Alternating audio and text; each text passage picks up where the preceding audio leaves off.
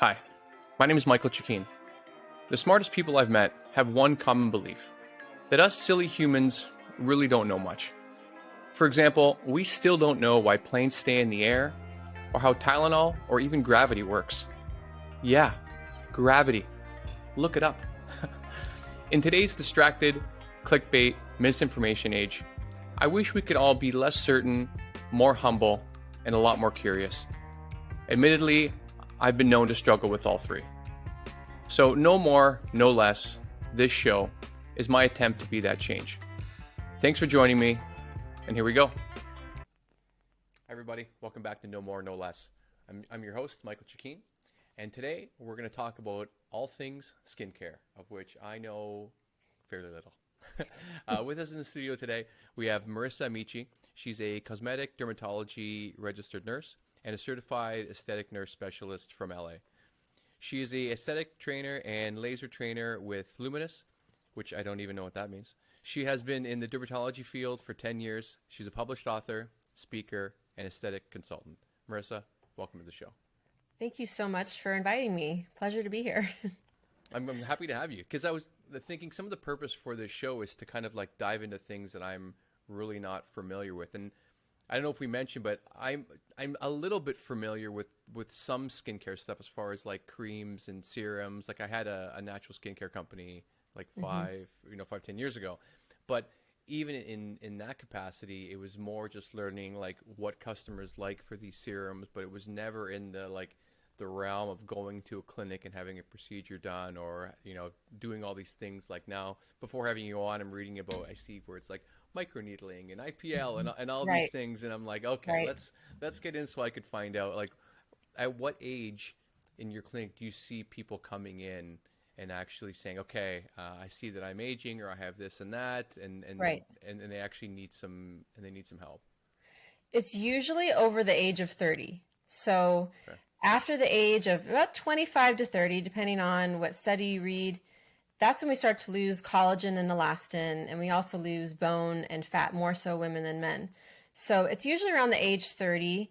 It also depends on how much sun they've had in their younger years. So if they've been in the sun in their teens or even as a child, then that does show up later in life. You do start to have accelerated aging. So I would say 30s. Most of my clientele and my patients are moms, or they are starting to feel tired and they look tired and they want to feel better than and look better than they are seeing the reflection back in the mirror. So I would say 30, but then I just had a patient this past week. She's never done anything to herself and she's in her late 60s. And I think she's starting to feel, I think she's had some life changes and she just wants to feel better about herself. But I would say I don't see a lot of 20 somethings, so 30 plus. Right. Gotcha. Okay. And Mm-hmm. I guess do you have any things that you hear all the time, like from people that are not in the industry, like friends, family, whatever, that are myths in the industry that people think X about skin, but it's definitely Y? Are there any things that come to the top of mind? So myths, I love to dispel myths because I think that there's so much misinformation out there. But I think the main one is injectables, and injectables having such a bad rep when it comes to making patients look natural or not natural. So I would say the Right. majority of the First, public. can we list what injectables are Oh, for people sure. like me who think of Botox and that's it? Right. So there's Botox, which relaxes your muscles so you don't frown, raise your brows, or create lines around your eyes. So it's usually used for the upper face area.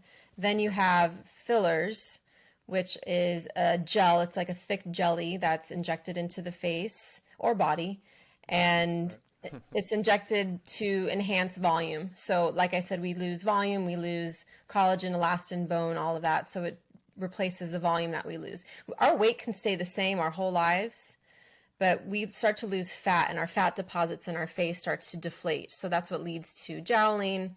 That's what leads to sunken eyes. The cheeks start to deflate and we just start to look sunken as we get older. So that's where fillers come in handy. But they are overused. And that's where patients feel like they can't get any of that done or don't want it done because they think it's going to make them look fake, which I love to dispel that myth all the time. I think when it's used properly with the right eye, with someone that's got a good skill. So injectables and kind of what we do, more so injectables, not so much laser and skin treatment, but injectables is an art form.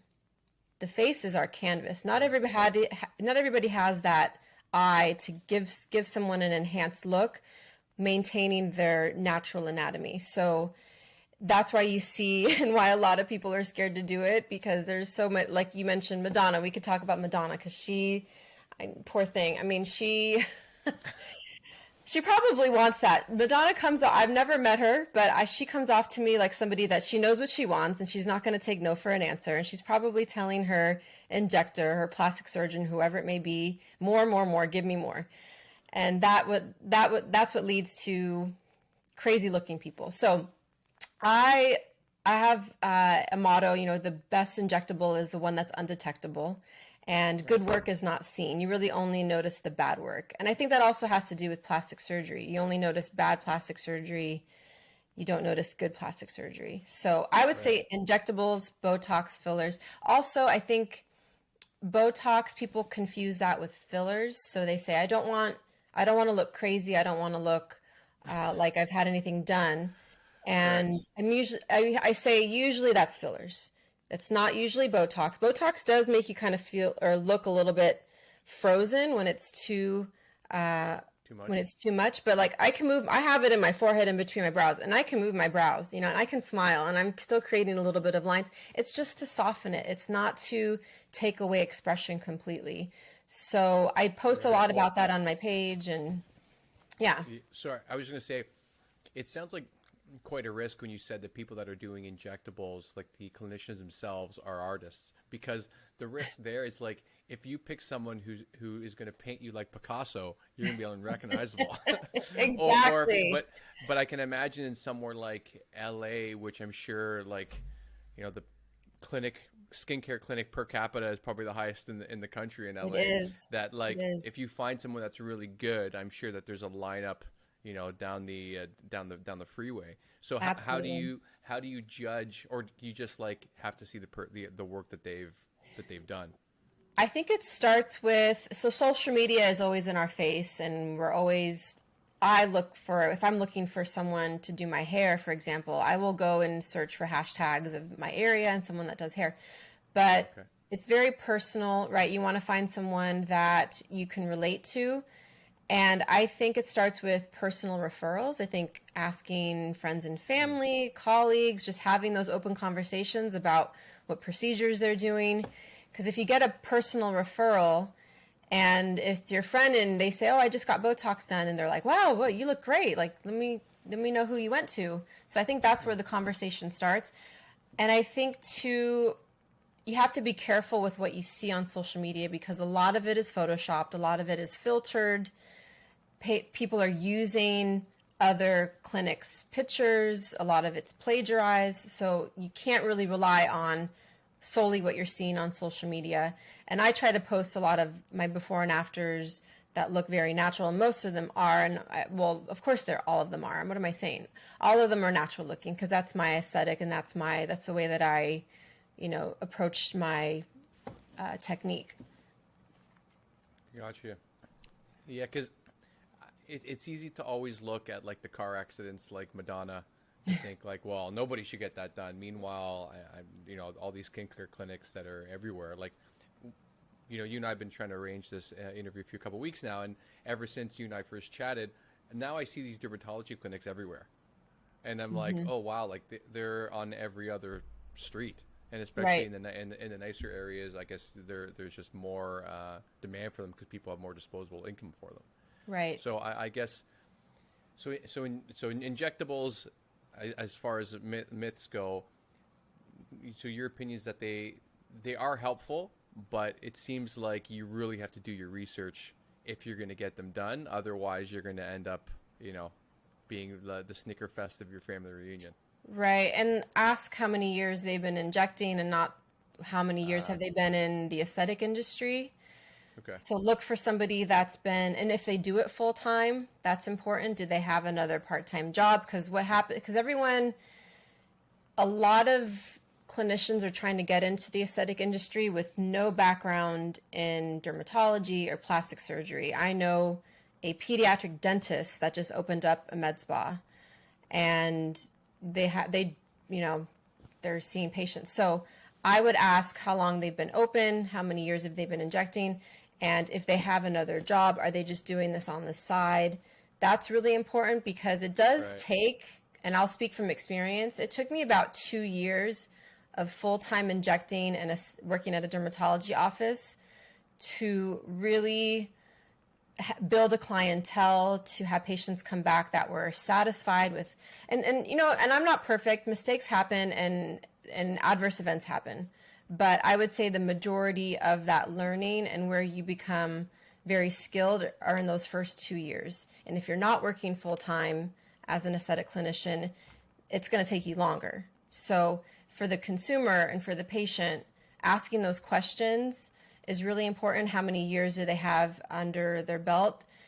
Anyone that's under less than 5 years, they're still learning, or even 2 years if it's part time. That is very good to know. Yeah, there's only one person I know out of my friends group that has gotten Botox before, and that's because she and I are pretty close, and so she just told me. But I'm sure a lot of people that get it will not tell anybody unless it's like a girlfriend chat that that they're comparing places. So I guess it's hard to know who's going to have it and who does it. I think I wouldn't even consider it until like maybe my 50s, because there is that fear, like you said, of like something going wrong with injectables, and then you've got like half your face like this or whatever. So I was going to say, men can kind of get away with a little bit of roughage, right? I mean, I don't know if you watch Yellowstone. No. Okay, Yellowstone, great show, but all the men have deep lines and wrinkles, and they're cowboys, and they just have that roughage, right? Women, we can't get away with that. We get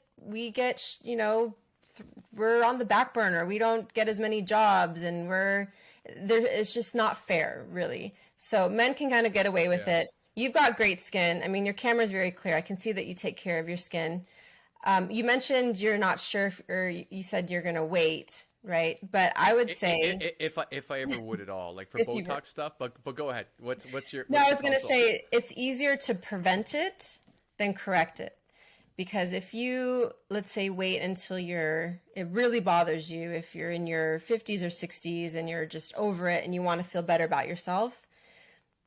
If you're trying to get rid of deep wrinkles, it's almost like a scar. You've created those wrinkles for decades, and it may not completely even go away. So then you're going to need Botox, but then you're also going to need some deeper laser treatments if we're just talking about deep wrinkles on the face.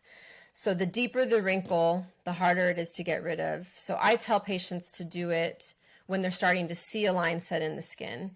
And we're just talking about, again, the eyes and the forehead and the frown lines. So when you're making expressions and the line's not going away, once you've rested those muscles, then it's a good time to start. Gotcha. And how often, let's say someone would come in to get Botox. How often would they come in during the year for face maintenance? Yeah, so it's usually 3 to 4 months is how long Botox lasts. So there's a few, in the United States, there's 4 different, actually 5 now, different types of Botox products. So Botox is the original, but now there actually is one that's lasting, we think, and it just came out earlier this year. It's called Doxy. And in the clinical trials, it was anywhere from 6 to 8 months longevity. So then you would just need, one treatment every 6 to 8 months, but it really depends. I have patients that are runners that exercise a lot, and they just burn through the product, and their metabolism is really fast. So then they need it a little bit sooner. But usually the average is 3 to 4 months where you have to go back to do the repeated injections. And then in between, you can do skin treatments like microneedling and lasers. So Luminous is the company that I work for. It's laser training. They own lasers. Okay. Yeah, so they're a laser device company, and they have IPL. They're actually the first company to develop an IPL device, but they have laser hair removal and skin resurfacing, and there's dozens of different companies out there. So in between the Botox injections, you can come in to do skin treatments to maintain your skin and to build collagen. Okay, with IPL. With IPL, with lasers, microneedling, chemical peels. Okay, yeah. Take me before we move on to the next myth. Take me through that list that you just rhymed off. Sure. So for most men that I don't think go into skincare clinics, I was getting a little bit dark under the eyes, and so I went in a few months ago just to see if there's anything that I could do, just like cream wise or whatever. And that's when I started like realizing that this is an entire gigantic industry and world. So let's say I just wanted to, like, I think like we probably can't see so close, but I have some more the pores that are, I'm not gonna, this is on YouTube, it's gonna be a little weird. But like I have pores that I think are a little bit bigger here and probably on my nose from like popping zits when I was a teenager. And so like if I wanted to make those smaller, which of those treatments that you just rhymed off would have anything to do with that? That's a good question. So pores are a big complaint. We get patients in that want their pores smaller. And the goal is to not close the pores, but to make them appear smaller. So you can build collagen, and that can help to lessen the appearance of them. But the reality is pores don't open and they don't close. So we can try to enhance and improve the skin around them. But pore closing or making pores look smaller also has to do with oil control, because pores are there because they're usually sebaceous glands or oil glands or a hair follicle. So using products to control oil like salicylic acid.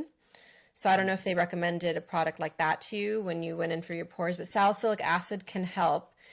Microneedling and lasers. So all of the ones that I just sounded off, they all stimulate collagen in their own way. The way that we stimulate collagen is we have to do a controlled and safe injury to the skin and kind of trick the skin into building new collagen and new elastin. So collagen and elastin is what we lose over time, and that's what causes pores to look bigger, fine lines to appear, and for pigmentation and uneven skin to look worse. So all of those do their own form of collagen production. Their own form of injury. So lasers is a heat-based device, and with heat, it stimulates collagen. With microneedling, it's a physical injury. So we use tiny little needles that oscillate back and forth. You're numb for the treatment, but it causes a little bit of bleeding. You have about 7 days of downtime, but that again is another way of tricking the skin into building new collagen. And then chemical peels are using chemicals to turn over the skin and rebuild collagen that way. But pores are tough, especially on the nose, because the nose has just really thick skin. Right. Yeah. Like that was my hobby during high school classes. I was like, well, don't pick. It's ridiculous. Yeah. And Yeah, no, there was never really picking. It was just like you get a white head, you pop it like, gross stuff when you're a teenager. And I realize now that I think those are probably not pores, they're probably just like tiny scars that healed over time. Yeah. But I was really surprised to hear about the downtime for something like microneedling. Like that means like what? Like you're not going to people, like there's women getting this done that aren't going to work for a week? Probably. Yeah. Or the skin does look pretty red.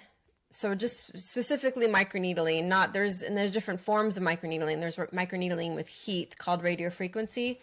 And that one actually has less downtime, but traditional microneedling using a pen that's got little needles that cause bleeding in the skin, usually you're very red. It looks like you have a bad sunburn, almost as red as your background.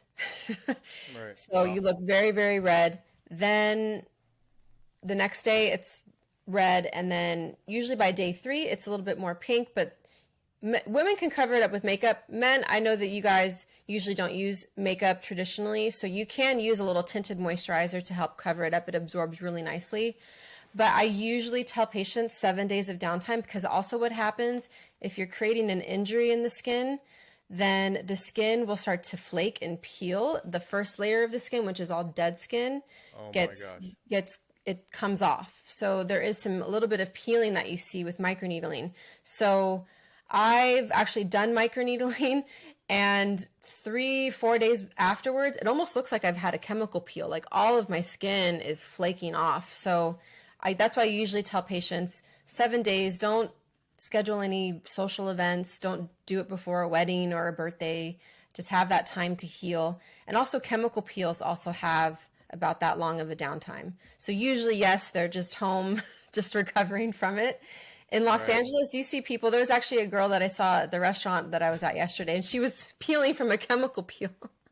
And I don't know if that's just normal because it's Los Angeles, but we see a lot of Maybe. that walking around, people just recovering from procedures.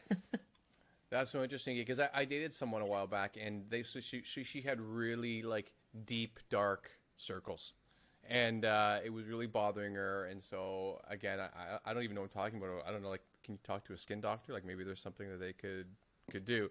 And finally, it got so frustrating for her that she went and saw someone, and they did the procedure right on the spot. And she came back home.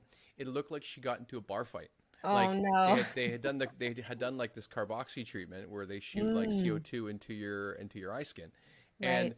I can't remember because it was a little while ago, but I think they also pumped her full of hyaluronic Hyaluronic. acid in the Hmm. same area, and she was like, 'cause she was worried. I was worried. I didn't know what the hell was happening. I guess they didn't explain to her that it was going to take a couple of days. I'm like, you can't go to your, like, she had taking a class at the time. Like, you can't go to that class tomorrow. It looked like it beat the hell out of you. Like Yeah. and we both had a bit of a laugh when we were both still like, I hope this goes away. And then mind you, like, probably 4 or 5 days later, all of it went down, and she looked great. And it was like, I Yeah. think it was more than a year later that she still saw the results and all of that was gone because I was told that this putting that CO2 into your eyes basically, I'm gonna mess this up. So people who are listening, go look up carboxy therapy Carboxy.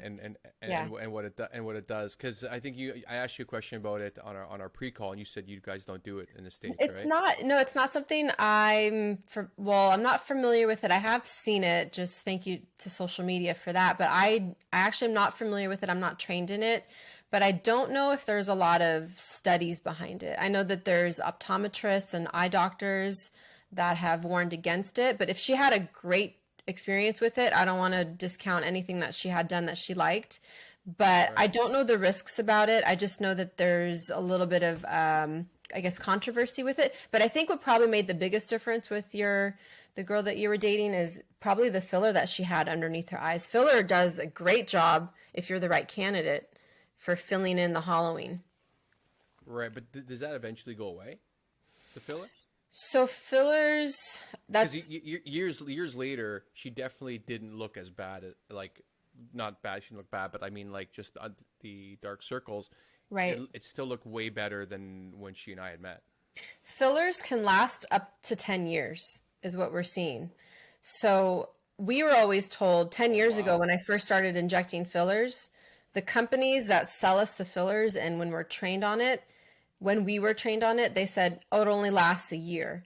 But due to MRI studies and ultrasounds being used on the face, they're finding fillers definitely still there 10 years later. And that could be good or bad. You know, if if there's a Right. complication or if it's causing lots of swelling, then it needs to be taken out and you can dissolve it with a dissolver and it can come right out. But that's only hyaluronic acid fillers. There are some fillers out there that can't be dissolved.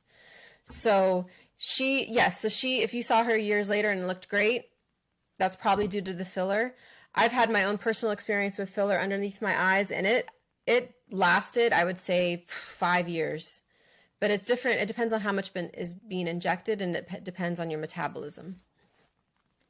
That is super interesting because I didn't think hyaluronic acid was a filler. Like I know it to be like a serum people put on, and Right. like Yes. people use pills to help the body generate more of it. But I had no idea that it was a filler that would stay under like a. The way you're describing it, it really sounds like a silicone implant that stays in your body. Correct. But unfortunately doesn't fortunately it does dissolve over time. It sounds like Yeah. where my experience with um, her getting this carboxy treatment was that and it seems like I was googling it. It seems like they use it in Korea, and they use it in these Asian countries that will do these treatments all the time. So Right. I've never seen any controversy around that from what I'm Googling it, but I'm definitely going to research it after this Yeah. call. And that could be because it's not FDA approved in the United States. I don't know what's going on or what goes on in different Okay. countries, Right. but that I think that's why we're not seeing it that much here in the US, but I have seen videos floating around, and that could just be because maybe it's just not approved and there's just not enough people doing it and talking about it. Right. But the Well, few because videos that here I've seen, here in Europe, it's everywhere. is Like it? Yeah. yeah, like I started Googling like okay, like carboxy treatment Barcelona or whatever, and like literally every skincare place Wow. had it. So it seems quite ubiquitous. So maybe it's part of the reason that you can't make so much money on CO2 gas in the U.S. But like Right. from what my understanding, it's that it when you put CO2 into that area, I think it draws oxygen in, and Mm-hmm. then it also helps stimulate collagen and all of these Right. all of these things. And I think that's why I even thought of like, oh, that would be, CO2 sounds pretty harmless, but now I'll look to see what the dark side might be. Yeah, I'm not too sure why, and I don't want to say what they've said. I don't remember actually what the controversy exactly was. I think it was more about just not having enough knowledge and enough data behind it. Right. Okay. Then what is IPL? Like that, I know it's a laser, but Right. like what makes you a good candidate to get something for that, and then like, how does it work, and what's the downtime for that one? Yeah. I love IPL. It stands for intense pulse light. It's actually not a laser. It's actually a Oh, light-based treatment. So it's okay. categorized as a light treatment. So IPL it's also known as BBL, or BBL is a trademarked device from a certain company. But if you've heard BBL or broadband light, that's also the same type of treatment. So what it does Sure. is it treats pigmentation and redness in the skin. So it's a color corrector. So it helps with removing brown spots, freckles. It helps with rosacea, with broken capillaries that may be causing redness in the nose, cheeks, and the chin. And it's a great treatment. There's really no downtime unless you have a lot of pigmentation and a lot of freckles.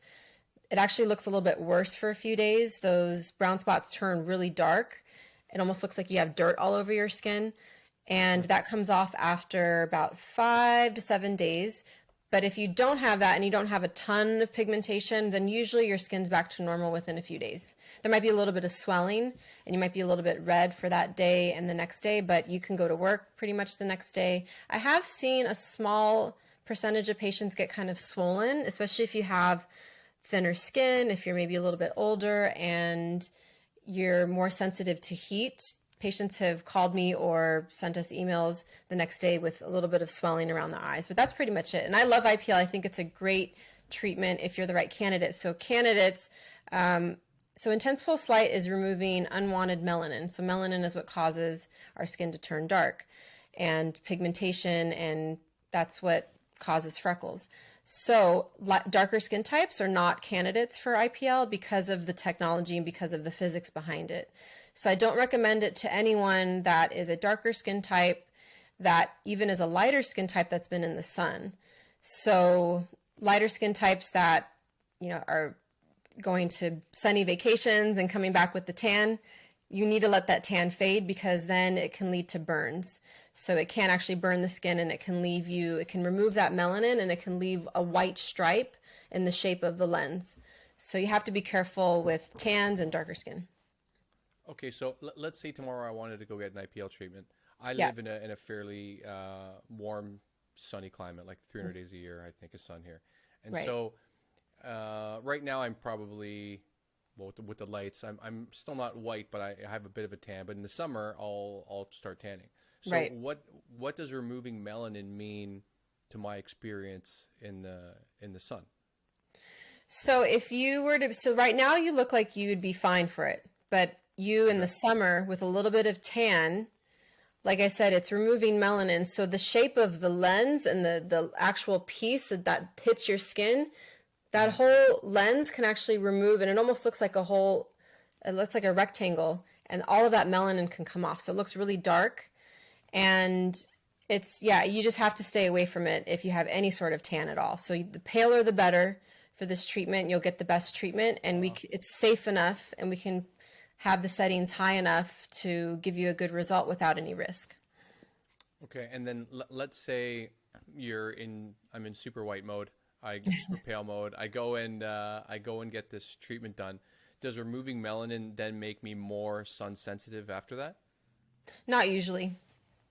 No. Okay. Usually it doesn't make you more sun. Usually it's more so products that you put on your skin can make you more sun sensitive. But if it removes melanin, and if it's just, so let's say it's you and you want some freckles removed or pigmentation removed, it doesn't look like you have a lot of pigmentation, but if you wanted just that pigment removed, it'll just specifically take away that pigment. It's not going to remove the skin around it or the color around it. It's just looking for the darker pigment. So, but for men, if you have men listeners and they're interested in IPL, men, we can't go over your beard unless you've got salt and pepper, or unless it's salt. Sorry, because if it's dark colored hair, it's still melanin, so it can remove the hair. So for men, we usually just treat around the eyes and forehead. We can't go over your beard because it can actually remove your hair. So it's mostly okay if it's like here, the T zone, if you will. Right. Okay. So Yep. let's say someone is terrified of having all the treatments done. They're scared of Botox. They're scared Everyone's of IPL. terrified. Yep. They're terrified of microneedling, 7 days downtime. Like what can they do that would be I guess those treatments aren't invasive, but like that would be I don't know, treatment based, laser based, Right. downtime based. What could they do for their skin? If they don't want the downtime? Yeah, like let's say they just don't want to have anything injected into their skin, or they don't. Right. Yeah. I think that there's a lot to talk about with, and a lot to be seen with just home care, and use the right products on your skin and to have a good regimen. I think I see a huge difference with patients that just add sunscreen to the regimen and wear hats outside, because 80% of our aging and the aging of our skin, 20% is genetics, 80% is usually from the sun, and maybe in that 80% is also our lifestyle and lack of sleep and diet. So I would definitely say sunscreen number one. So sunscreens are really, really important, especially if you're in Barcelona and the sun's shining 300 days a year. A good sunscreen, and then reapplying a sunscreen is important. So I tell and I teach my patients to not only find a sunscreen that you like, but reapply it every 2 hours, because it wears off. If you put it on in the morning and you're waking up at 8 a.m., by the time the sun's the strongest, between 10 and 2, that's here in California, in Los Angeles, then you're getting that breakthrough and you're getting the most damage when that sunscreen's worn off. And for women, most of us wear a little bit of makeup. So finding a compact or a powder to reapply sunscreen over your makeup is crucial. So carry it with you, bring it to work, have some in your car, so that way you won't forget to reapply. Set a timer on your phone. And then I would also say vitamin C is really important for brightening and just for antioxidants and to fight free radical damage.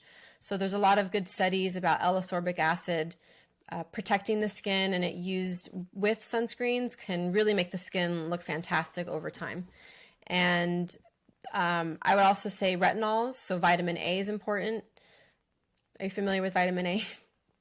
Retinol I am, because I had one retinol product, or maybe two, when I had this skincare company, and I have some retinol that I've used a few times only, because I've always heard that if you continue to use retinol, then your skin becomes more tolerant to it, and then you can increase the percentage of retinol you have.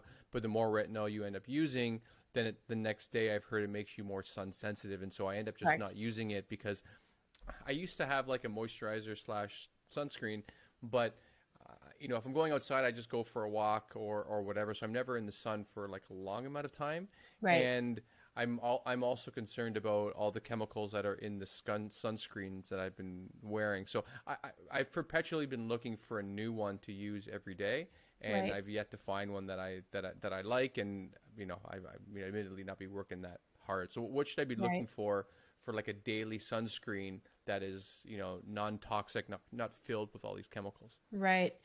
Yeah, you can look for a physical sunscreen. So physical sunscreens are, if you look on the label, it's going to say zinc oxide and titanium dioxide. So those are the Mhm. ingredients to look for. Chemical sunscreens are usually on the ingredient list, ones that you can't pronounce, like octinazate, oxybenzone. So those ones, Mhm. if it says that, it'll say it'll be a chemical sunscreen. And usually those chemicals are very irritating to some patients. It can be Okay. irritating to the eyes, and not every patient can use those. So look for a physical sunscreen, read those ingredient lists. There's so many different sunscreens out there, and most people actually end up using a hybrid, which is usually a physical and a chemical sunscreen. So it has a little bit of the zinc oxide, titanium, and a little bit of the chemicals, and a smaller percentage of the chemicals. But the reason why physical sunscreens aren't used as much and people use chemical sunscreens is the physical leaves a white cast on the skin.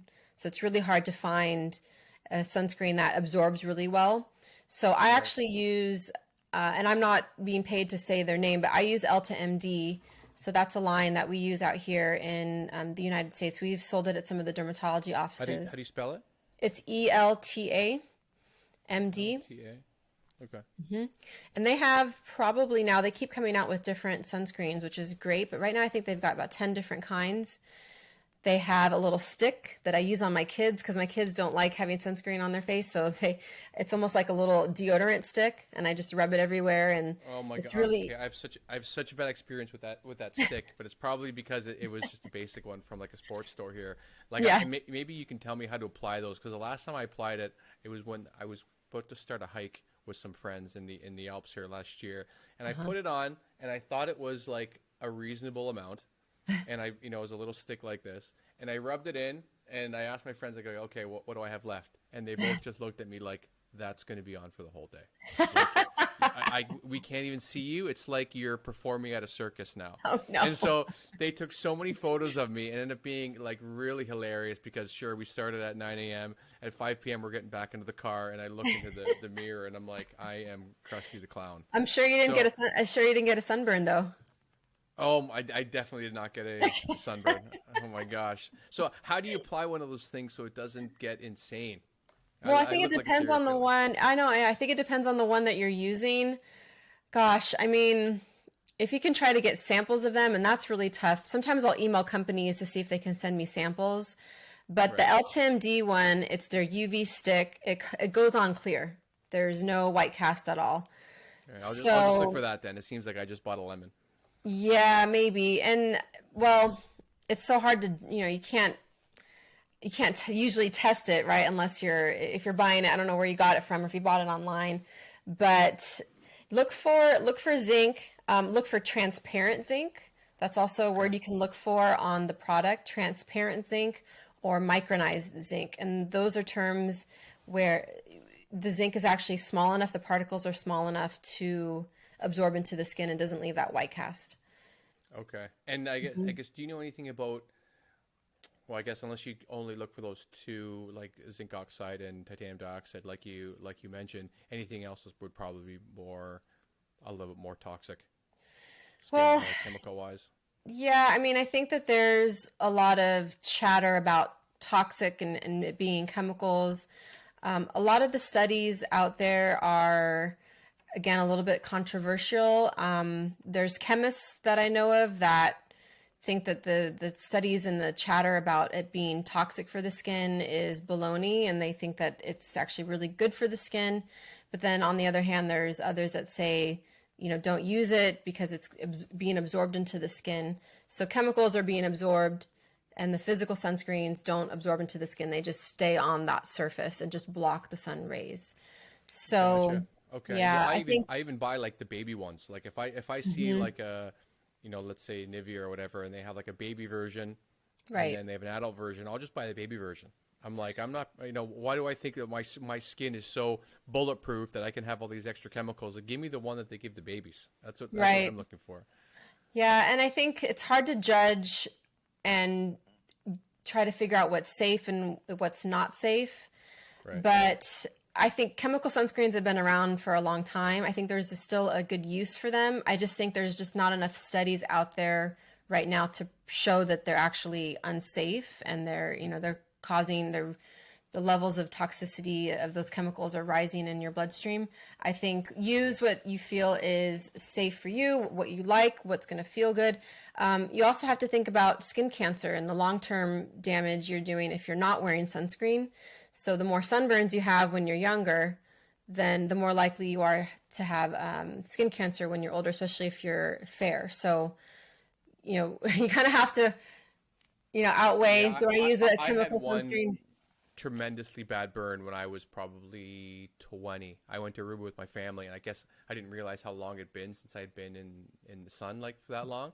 And Right. they just went. I think they went to church, and I'm like, yeah, I'm not doing that. I'm just gonna stay here and hang out on the beach. Hmm. And I was smited by God. I think I was Yeah. like, I was in the sun for maybe an hour, and I was burned here and Ooh. here and here, like bad, like blisters and everything. And Ooh. my folks had to go to the local hospital to get me some skin cream. And like after a week, it healed fairly well. But Yeah. it was brutal. I was such a Yeah. miserable person to be around for that first week. And I'm sure So you wore sunscreen after every day after that, or every time at the yeah, beach. for sure. And I think the issue with Aruba is that it's so windy that I learned this afterwards that like you'd never really feel that it's Feel it. that hot. And Right. so you're in the sun, you're like, oh, it's okay, and you forget to reapply because it feels like it's kind of not cold, but like there'll be a decent wind breeze. And so Right. yeah, I definitely like I go paddleboarding out here fairly often. And in the summer especially, Hmm. I have a hat now. I'll put some lotion on my face, and I Right. normally go around 4 or 5, so the sun isn't that bad. But Right. yeah, I think after this call, I'm gonna start walking around with an umbrella, and Yeah. just I'll be one The of one those that goes like Asian this. tourists I see in Italy. Yeah. Yeah.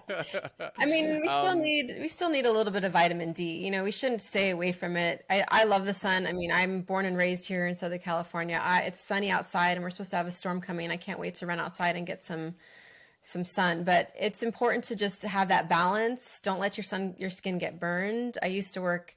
Well, I still work at a dermatology office, but a previous job I worked at, we worked on a lot of skin cancers, and I was there in the surgery room removing skin cancer after skin cancer, and all of those patients said the same thing, that when they were younger they just let themselves get burned, they regret it, their face is now full of scars, their body's full of scars, and they wish that they could go back and tell their younger selves to stay out of the sun, put sunscreen on. It's and it, some by then it's too late. So Yeah, I think I'm lucky. I only had those two real burns, and then maybe here and there I had some. But like I right. think where everyone probably gets the most sun is, well, I know my legs, because my legs are fairly hairy, so I don't like will put on sunscreen. But then it's Right. probably the back as well that no one Hmm. can reach. I think, why has no one in America or otherwise invented something that makes it easy for us to put sunscreen on their back? There's You will make a sprays. $1 trillion. Yeah, but even the sprays, you do this, but you still can't rub them on. Like Yeah. I'm not Gumby. I don't have these rubber arms. Right. And so I think we need to invent that immediately. Like, forget Yeah. about curing cancer. Let's just invent something so I can put sunscreen on my back. Right. Well, Uh, there's girlfriends, partners, wives that yeah, can help yeah. you with it. And anybody that's around, you're like, hey, come on, do me a Hey, can you? solid. Yeah, just a stranger at Yeah, the beach. Hey, can you help me right. sunscreen my back? That's so funny.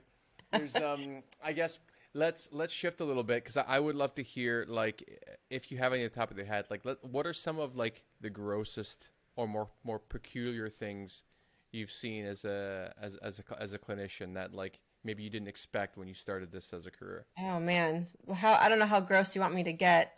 Um, I don't mind. I gross it up. okay. So, I mean, working in dermatology, we don't see that.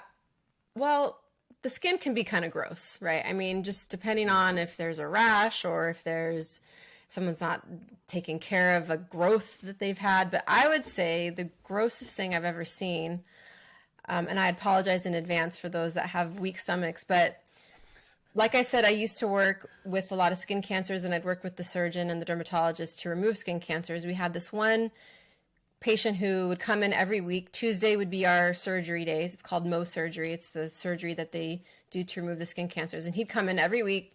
He lived in a really sunny climate full of skin cancers all over his body and his face. And there was 1 week that he missed. He didn't show up for his appointment. So he comes in the next week on the schedule, and the spot that he was supposed to get removed, it was on his temple. It was black. It was actually necrotic skin. So when the skin dies, it turns black. And it was a skin cancer that kept coming back. And I wasn't in the room, but I was in the next room with another patient, and everybody, there's a lot of chatter going around the office about what's going on in this room. And to the surgeon's surprise, he removed the black necrotic skin as he's removing the skin cancer. And there was actually maggots living underneath that black necrotic skin. What? So it wasn't on top. He couldn't see them. So it was right here. Right. It was like a huge spot, like about a $quarter size. Like a quarter. Okay, so it was a big black spot. He took Right. it off, and there were. How do maggots even get in there? So he had told the surgeon, he's like, yeah, I've had to pick off a few flies from my skin. So the flies were landing on his skin, laying their eggs, and the maggots were, I guess, hatching underneath this necrotic tissue. So he couldn't feel them. He couldn't feel them because this whole area where he had the skin cancer was being cut out so often that all of the nerve and the feeling was gone. So he couldn't feel anything moving inside there. So that was definitely the grossest thing I've ever heard. I didn't see it in person, but of course they took a picture. Right. And we were all, joking about it, like, oh, hopefully nobody's eating rice today. And we tried to have a laugh out of it. Do you have that photo saved on your phone? No, I don't. I I would definitely try to figure out how to edit this video so I can. that would actually be against HIPAA, which is the patient privacy. I wouldn't be able to share it anyway. But if you can just imagine, I'll see if I can find it online. There's no way that guy's the only guy in history that had maggots under his skin. And I imagine in the clinic that day, nurses walking around like, listen, you got to come see this. Yes. It's the grossest things you'll see this year, but you got to come see this. We asked the doctor who he had about 20 years experience, and we asked him, was that the grossest thing you've seen? He was like, yeah, that pretty much tops it all. Wow. Because the reason I even asked this question, one of the reasons is that a friend of mine in Canada is a dental hygienist. And I asked her a similar question. I'm like, so, what's it like, working in dentistry? Like, and she's like, well, it's way grosser than I thought it was going to be. Because I think it's because she said the clinic or whatever, the dental office that she decided to work at, they were hiring and paying quite well, but it was also in like a low income area where people were taking like very, very, very poor care of their teeth and their mouths. Yeah. So she would have to wear like, even pre-COVID days, like she's wearing like these different kind of elaborate masks sometimes. So she'll come in and she'll be working on someone and their teeth are black. Yeah. And like the whole mouth is like a complete mess. And so she'll have some days, well, she was like, okay, I gotta move locations. This is getting pretty gross. So like I think the mouth was probably on average grosser than people coming into the skincare clinic. But do you have anything that even like, what's a close second to Maggot Man? Maggot Man. It's a superhero. Oh man. So I'm very sensitive. I'm very sensitive to smells and scents. I have like a dog sense of smell. All right. If someone's got a necrotic wound, or I used to do some wound care too at the dermatology offices that I've worked at. I used to do home health nursing where we would do wound care. But oof, boy, when there's like an oozing wound and it's got a lot of drainage and it's infected, like the smells, that also would probably come in close second. That would set me off. I think the smell would set me off even more than looking at Maggot Temple. I think I think like anything it's like pus related and you got to draw that out, and then as soon as that would hit my nose, I quit. Yeah. See you later. It wouldn't even be like a lot of things visually don't gross me out. I could see a lot of gross things. but it's definitely the scent of it. So I would say that would be a close second. Trying to think what else. I worked not worked, but I had my preceptorship in the ER when I was in nursing school. And there I saw a guy with like his whole ear removed. He got in a fight, and I guess his ear was he said that he caught it on a fence, I think, but that was pretty gnarly to see like his ear gone. There was a guy who had glass in his eye, and he was trying to, I guess he was at work and glass shattered and it was in his eye, and that was pretty gnarly to see, like just the eye all. Why were you the one doing that? Shouldn't you be in No, ER? I was shadowing another nurse. So yeah, so when you're in nursing school, we're not by ourselves, but we're there assisting the nurse or the doctor that's, we're doing the assessments and all of that. So I was in the room and I was observing. Wow, you're like taking photos in the background? Yeah, no, I don't want to get kicked out of school. No. Right. Yeah, the stories you hear from, like, because you were in a derm clinic at that time? No, that was in nursing school for that one. Yeah, for the glass in the eye and then the ear cut out. Yeah. Right. But the maggot man, that was at a dermatology clinic. Right. Yikes. Mm-hmm. Yeah, they say if you're doing rotation and you're at the ER, not the most common, but the most common story I guess that comes out is somebody just putting something in their butt. And they're like, there's a butt box over there that we just have all the things that were in that were in somebody's butt. And yeah, I worked for a vascular surgeon briefly. This was way before nursing school. This was when I was in college. I worked there part-time, and he would get called to the ER for surgeries, and I had to do the charting to put the chart like away, and I had to make sure everything was in order, and did read over a little bit of the summary, and he had to remove a dildo that was stuck up there that couldn't come out, and I don't know if this is okay to even say. Well, you brought it up. Yeah, totally okay. Yeah, there's no censorship here. Yeah. Which I had to ask about it. And that was when I learned that, it's like a suction. Once it's up there, there's no way it can come out. It has to be surgically removed. I would say something like a dildo is probably like the most normal, common thing. Where like there are other people that are like, yeah, there's a gerbil there, or there's like I don't like I think I could probably Google right now and find like 10 examples of oh man so, yeah. So you found me off Stuff Tolov, and I was actually listening to her. I don't know how gruesome you want to get. This is like getting way too far, but I was listening to her podcast this morning actually while I was getting ready, just because she's always just hilarious and love her stories. Yeah. But a fish was actually one that she just mentioned. A fish. What? Up there, live. See, I think the question for all of those stories are like, what was the conversation either with your partner or in your internal dialogue that said this might be a good idea? I think Especially this the one... fish. Like, you're like, let's see if it squirms around, and then I can try to get it out. Like, I don't know. I think I didn't listen to the whole episode, but I think it was actually a porno that they were just. Well, I guess that tracks. Right. Yeah. Gotta push. How did we get here? Mike, you brought this up. You need to get us out of here. It is my fault. I take complete responsibility. You need to get us out of here. So we only really covered one myth. Are there any other really big ones that come up that are maybe ones that stop people from getting skincare? Like I know it can be expensive, so that I think is probably the biggest hurdle. But let's say for men, for example, are there any myths or things that you see stopping people or men from getting treatment?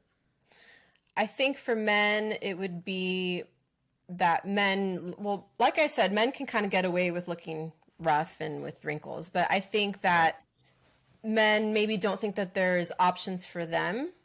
I think men, maybe there's like a stigma behind men wanting to go out and get treatments done, like it would be too feminine for them or whatever the reason may be.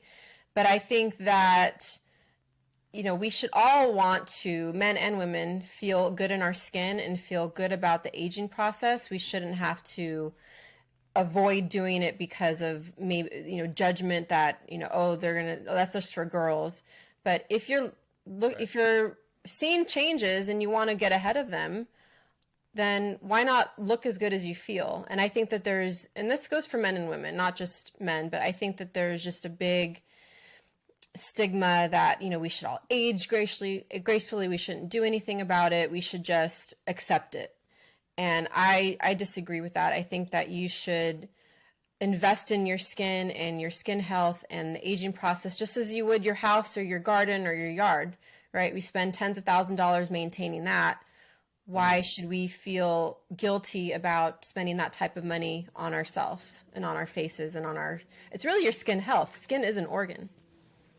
Right. And yeah, because I think on one level, like the people can get all these treatments, but like you said earlier, like if you're not sleeping well, if you're not drinking any water, if you're a smoker, if you're a drinker, all of these things, like that alone is worth thousands of dollars of skincare treatment if you're not abusing your body and your and your life. And I think I wonder if you could see outside of this, because you're so every day in the clinic. Is there anything that maybe is excessive that you see happen all the time in LA that maybe it isn't necessary, that because you have your standard things like the botox for more wrinkles, or maybe like you said, like a salicylic acid.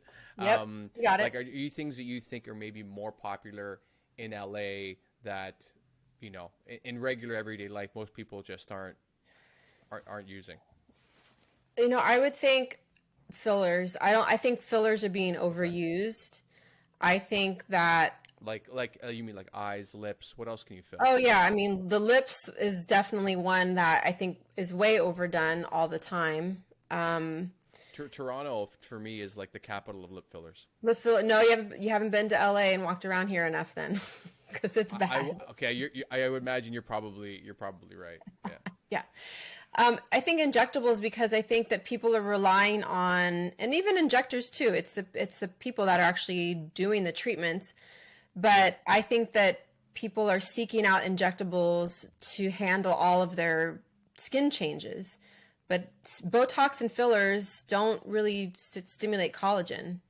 I think it was there's this injector that I follow on social, and he said, no one cares about your big lips, Karen, if your skin looks like garbage.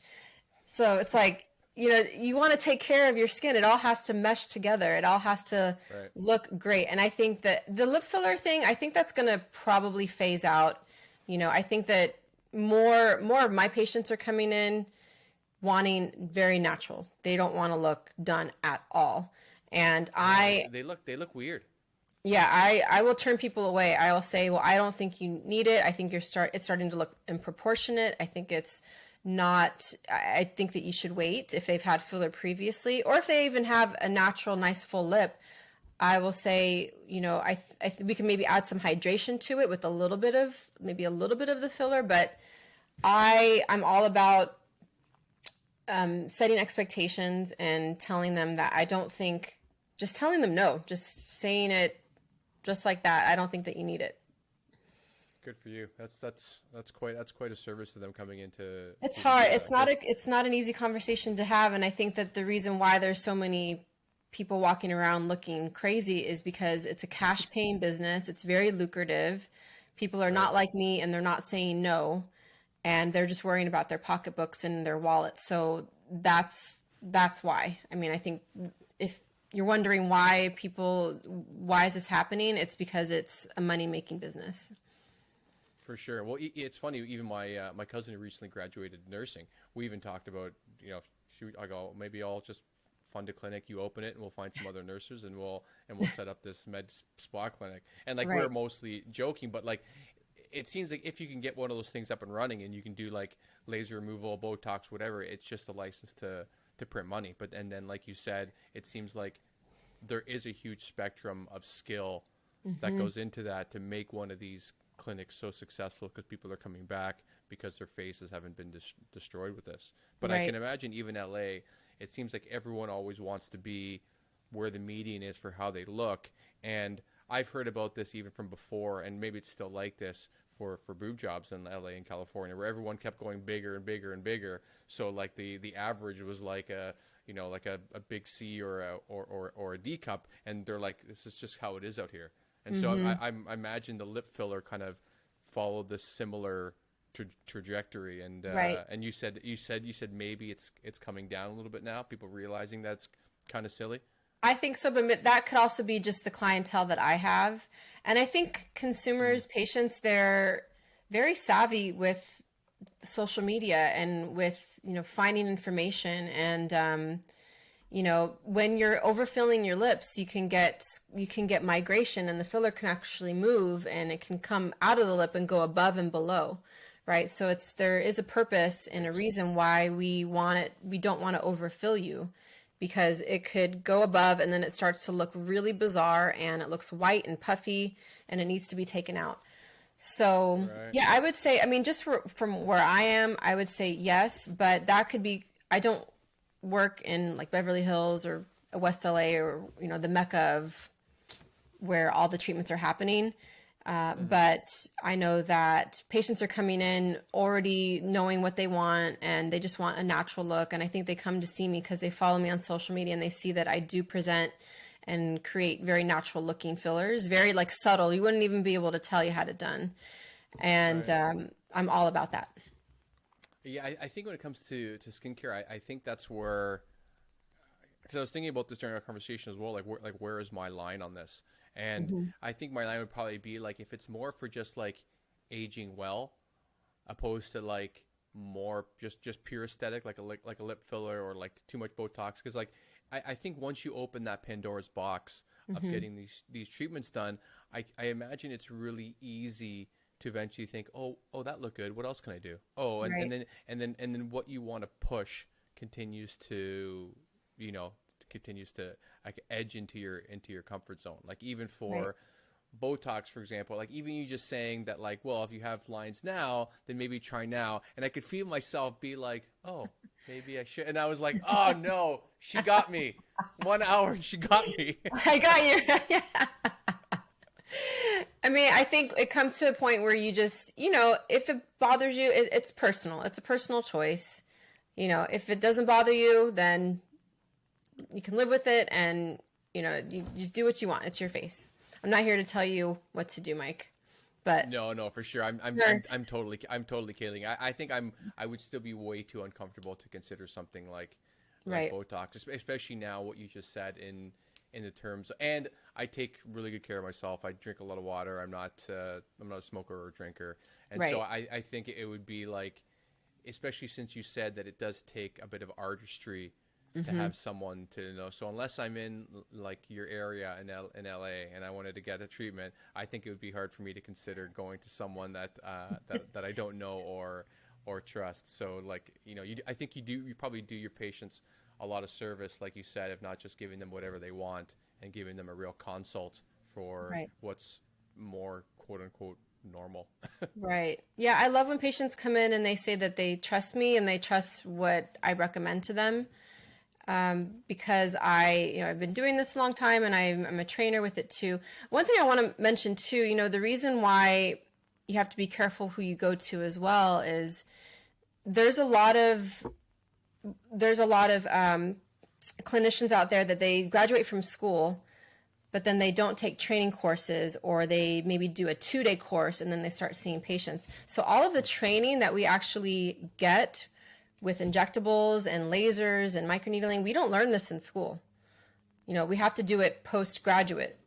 So, and Right. it's very expensive. I mean, the courses that I've gone to have been $4,000, $5,000. So it's a lot of Wow. investments. So, there's no standards either in where we are in the United States. There's no standards, meaning I don't need to take a laser course and have a certificate to show that I've taken this course to operate a laser. All I need is if I was a doctor, I can buy that laser, and I don't need to get a training from the company that I bought it from. I can start operating it the next day. So that's what's scary, and that's where patients need to really Yeah. Yeah, you're Sorry, gonna. I was already. You could see I was already Yeah, reacting I for want people to know. who can't see me. I was like, "Whoa!" Like Whoa. that is a massive red flag for this industry in general. Because like you said, if it's like it's a money making machine, like these fillers, these lasers, etc. Hmm. And like you said, there's a dentist who opened up a med spa, and all of a sudden he's just operating these lasers. Like someone's reading the manual that came with the box, and they're like, "Point at face, Hmm. press button." Like Hmm. so, that I think that's probably the biggest takeaway I think most people should have that are listening. Like, make sure that these people are qualified. Like, I maybe would you recommend even asking for credentials? Like, how long have you been doing this, and what courses have you taken? Yeah, I I actually love and respect when patients ask me how long I've been doing it and do I have certifications and what are my certifications in it. I would recommend seeing going to a dermatology office or a plastic surgery office because Mm, usually they're the ones that they do have some education with the trainings and with all the stuff that we do. So dermatologists and plastic surgeons. But then you have med spas that are popping up that the owners and the doctors are not derms and not plastic surgeons. But I will say though, some of the best injectors and some of the best clinicians are not derms and plastics. You just really have to ask how much training have they had. It's, and people could lie. I mean, you really don't know who to trust, right? right. But I think the year's experience is what's going to matter. How many years they've been doing it, and that that's something that you can simply ask. You can also look them up on their website. Most people should have a website that describes their experience. And we have our nursing licenses and our certificates in our walls in the rooms that we work at, so Mm, we can show our credentials. And again, referrals from patients and from friends and family, that's going to help you too.